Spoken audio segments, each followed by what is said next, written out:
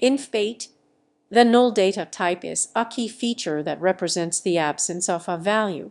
It is a distinct type, separate from other types like integers or strings, and is used to indicate that a variable has no value assigned to it.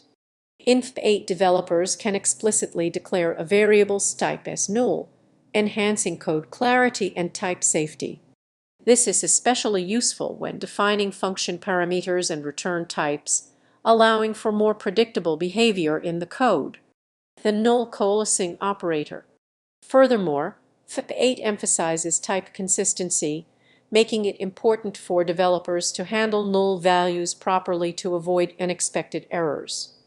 Overall, understanding and effectively using the null data type in FP8 can lead to cleaner, more robust code and improved application reliability.